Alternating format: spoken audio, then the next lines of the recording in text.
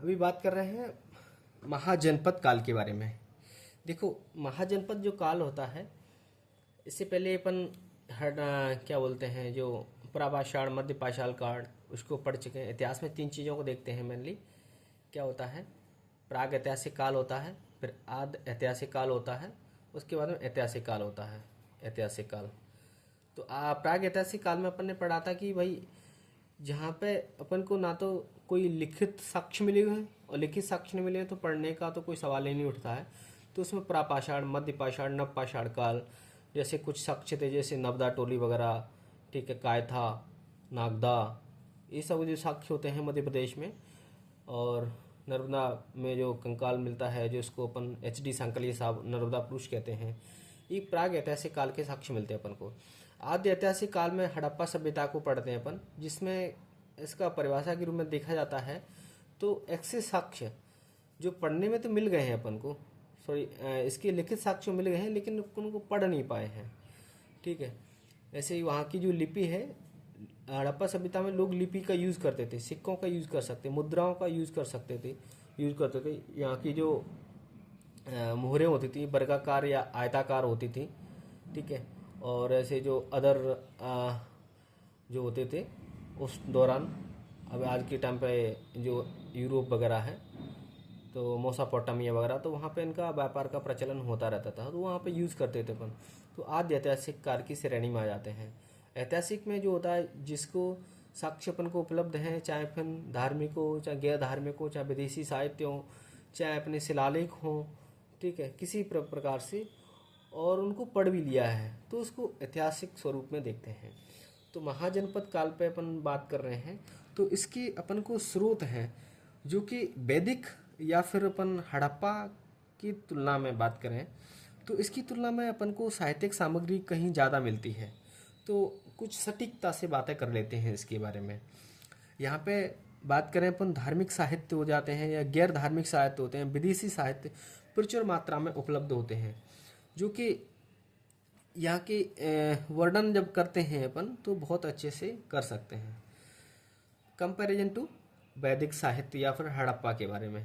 तो सबसे पहले ऐसे धार्मिक साहित्यों के बारे में बात करें, तो यहाँ पे अपन को ब्राह्मण साहित्यों से शुरुआत करते हैं। तो ब्राह्मण साहित्यों के बारे में अपन जैसे कि पढ़ा था लास्ट टाइम, वैदिक साहित्य जब पढ़ रहे थे, वैदिक युग, तो उसमें कुछ उपनिषद होते हैं, है ना, और उसमें 6 वेदांग होते हैं, और 6 वेदांगों के कल्प सूत्र होते हैं। इनका बहुत विशेष महत्व होता है इस टाइम पे। और इसी के अंतर्गत पढ़ते अपन स्रोत सूत्र, ग्रह सूत्र, धर्म सूत्र, है ना, इनमें इनकी राजनीतिक जो व्यवस्था वगैरह होती है, धार्मिक व्यवस्था, उनके बारे में वर्णन होता है। अब अगला आता है बौद्ध और जैन साहित्य के बारे में। जैसे कि बौद्ध साहित्य में त्रिपिटक चलता है। त्रिपिटक में अपन जानते हैं सुत्त पिटक, विनय पिटक, अभिधम्म पिटक होता है। सुत्त पिटक में अंगुत्तर निकाय होता है, और जो कि सबसे बड़ा दीर्घ निकाय होता है, ठीक है, जिसमें कि उस काल की राजनीतिक, आर्थिक, सामाजिक व्यवस्था के बारे में बहुत कुछ जानकारी मिलती है अपन को। ऐसे जैन साहित्य में बात करें अपन, तो भद्रबाहु चरित, कल्प सूत्र, भगवती सूत्र, इस टाइप के अपन को ग्रंथ मिलते हैं, ठीक है। और सबसे बढ़कर बौद्ध और जैन साहित्य में बात करें अपन, तो जो बौद्ध ग्रंथ होते हैं उसमें अपन पाली भाषा प्रचलन में रहती है, और जो जैन साहित्य है उसमें अपन को प्राकृतिक भाषा प्रचलन में रहती है। तो ये सब चीज़ें यहाँ के बारे में दृष्टिकोण हो जाता है, धार्मिक दृष्टिकोण हो जाता है। यदि मैं अगला बात करता हूँ, गैर जो धार्मिक स्रोत होते हैं, तो हम सब जानते हैं कि कौटिल्य के जो अर्थशास्त्र ग्रंथ होता है, उसके बारे में जानकारी मिलती है, जो कि एक गैर धार्मिक स्रोत होता है, ठीक है। इसमें अपन को उस दौरान की, जैसे कि धनानंद हुआ करता था, नंद वंश का शासन चल रहा था, धनानंद नाम का शासक था, ठीक है, और इसको बेइज्जती करके कौटिल्य को भगा देते हैं, ठीक है। तो वो एक बच्चा होता है जिसको आगे जाके चंद्रगुप्त मौर्य के नाम से जाना जाएंगे, उसको देता है, उसको ट्रेंड करता है, और आगे जाकर के इस धनानंद का जो शासन है उसको धराशायी करने के उपरांत चंद्रगुप्त मौर्य को वहाँ का शासक बना देता है, और खुद चंद्रगुप्त और मौर्य वंश की नींव डाल देता है चंद्रगुप्त मौर्य। और खुद जो कौटिल्य होते हैं, वो कौटिल्य होते हैं जिनको चाणक्य भी कहते हैं, ये क्या बोलते हैं, प्रधानमंत्री बन जाते हैं। तो ये जो बात होती है, ये मौर्य काल शुरू होता है, उसके पूर्व अंश के बारे में इस ग्रंथ में बहुत कुछ जानकारी मिलती है। यदि मैं विदेशी साहित्यों के बारे में बात करता हूँ तो भाई अपन को पता है उस दौरान उत्तर पश्चिम का जो क्षेत्र हुआ करता था, उस उत्तर पश्चिम देखो जो समुद्री वाला जो यदि बात करते हैं अपन, नीचे वाला जो पोर्शन है भारत का, ठीक है, प्रायद्वीपीय पठार वाला पोर्शन, तो यहाँ से तो एंट्री बहुत मुश्किल होती थी, क्योंकि समुद्र की यात्रा के बारे में संबंध में उस दौरान इतनी जानकारी नहीं हुआ करती थी।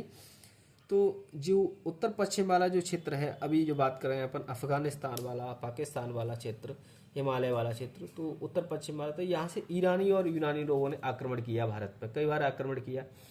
तो कुछ उनके साथ में लेखक भी आए, जैसे कि यूनानियों लेखकों के बारे में बात करें तो उन्होंने बहुत कुछ अच्छा खासा प्रकाश डाला हुआ है। ऐसे कि हेरोडोटस होता है, जिसको अपन इतिहास में बहुत कुछ बताया इन्होंने। तो सबसे पहले जो प्रकाश डाला हेरोडोटस ने ही डाला था। इसके बाद में सिकंदर आते हैं 326 ईसा पूर्व में, ठीक है, पोरस का युद्ध वगैरह होता है ना, रावी नदी को जो परशुनी नदी कहते हैं इसको वेदों में, तो उसको पार करने से मना कर देती उसकी सेना। तो उसके साथ भी कुछ विद्वान लोग आए थे, जैसे कि निरियाकस, केसियस, अनाक्रेटिस, अनासिक्रिटस, ये सब लोग आते हैं। तो इन्होंने भी कुछ इतिहास के बारे में, उत्तर पश्चिम इतिहास के बारे में वर्णन किया है। तो इससे हमको अपने इतिहास के बारे में जानने के लिए बहुत कुछ मिलता है। और बात करें अपन सबसे इम्पोर्टेंट जो यूनानी विवरण होता है, जो यूनानी लेखक होते हैं, वो सेंडोकोटस नाम का शब्द बहुत इस्तेमाल करते हैं। अब समझ में नहीं आ रहा था उस दौरान सेंडोकोटस क्या है, लेकिन एक विलियम जोन्स नाम के अंग्रेज होते हैं, अब वो एक ट्रांसलेटर टाइप के होते हैं, तो उन्होंने उस चीज़ को समझा कि सेंडोकोटस नाम का बस वर्ड जो इस्तेमाल कर रहे हैं, तो विलियम जोन्स ने ही सेंडोकोटस नाम के जो शब्द की पहचान चंद्रगुप्त मौर्य के रूप में की थी। यानी जो सेंडोकोटस जो यूज़ कर रहे थे यूनानी लेखक, वो कौन है? चंद्रगुप्त मौर्य है, ठीक है। तो यहाँ से इस शब्द को देखते ही बहुत सारी इतिहास की गुत्थियाँ सुलझ जाती हैं। अब बात करते हैं पुरातात्विक साक्ष्यों के बारे में।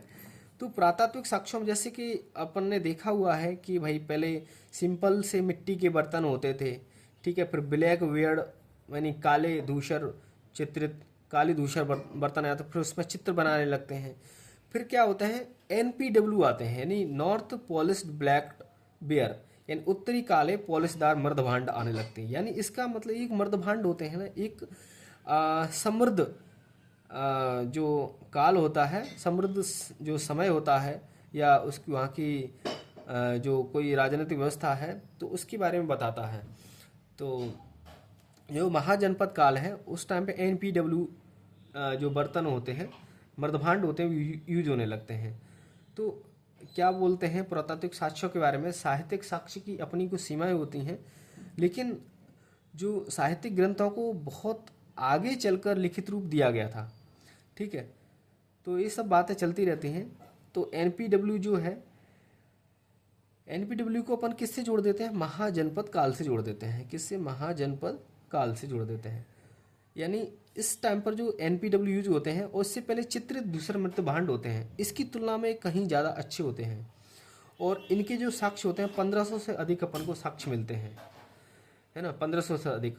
और इसका जो क्षेत्र देखें तो तक्षशिला होता है, उत्तर पश्चिम वाला क्षेत्र होता है, यहाँ पर अपन को मिलते हैं। यदि पूर्व में बात करें तो बंगाल में मिलते हैं, और दक्षिण में बात करें तो अमरावती में मिलते हैं, ठीक है। समझ रहे हैं ना कितना बड़ा क्षेत्र होता है। यहाँ पर अपन को NPBW मिलते हैं। वो जो मृदभांड है ना, जो पहले जो उन्नत मृदभांड थे उससे कई गुना उन्नत है। तो उन्नत भौतिक अवस्था को, भौतिक तकनीकी को, वहाँ के समृद्धशाली को दिखाता है। अगला आता है पंचमार्क सिक्के, आहत सिक्के भी कहते हैं इनको अपन, ठीक है।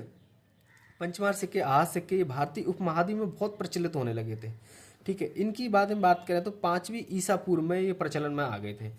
और ये जो मुद्राएं होती थी चांदी और तांबे से निर्मित हुआ करती थी, और कई तरह के इस पर चित्र भी बनाए जाते थे। और यदि मैं इनके साक्ष्यों के बारे में बात करूं, पटना के नज़दीक एक गोलकपुर नाम की जगह है।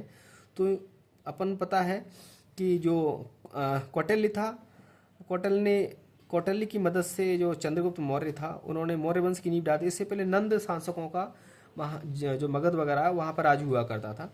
तो नंद शासकों ने आहत सिक्के जारी किए थे। लेकिन आहत सिक्के चलते थे, लेकिन जो आहत सिक्के हैं ना वो व्यापारिक निगमों के द्वारा जारी किए, ना कि राजाओं के द्वारा जारी किए जाते थे। एक और अन्य चीज़ें देखे जाए अपन तो महात्मा बुद्ध 6वीं ईसा पूर्व के समथिंग इनका उदय होता है। महात्मा बुद्ध हो गए जैन धर्म के, अपने महावीर स्वामी हो गए। तो इन्होंने बताया है कि उस टाइम पर 16 महाजनपद थे और 10 गणतंत्र हुआ करते थे, है ना। और यदि मैं बात करता हूँ जस्ट इससे पहले वैदिक, उत्तर वैदिक टाइम चल रहा था, तो छोटे छोटे कबीले होते थे, कबीले मिल मिल कर कैसे कुरु वगैरह पांचाल वगैरह उन्होंने बनाया था ना। तो वो वैदिक युग में कुरु जो कबीले होते हैं जनपदों में निर्माण कर देते हैं, ऐसे 8 जनपद हो जाते हैं। तो वो 8 जनपद ही आगे जाकर के नए महाजनपदों का निर्माण करते हैं। इनके बारे में वर्णन जो अपन को अंगुत्तर निकाय होता है बौद्ध धर्म का, और जैन धर्म का भगवती सूत्र होता है, और पाणिनि के अष्टाध्यायी होते हैं, वहाँ पर अपन को इसके बारे में वर्णन मिलता है। Thank you.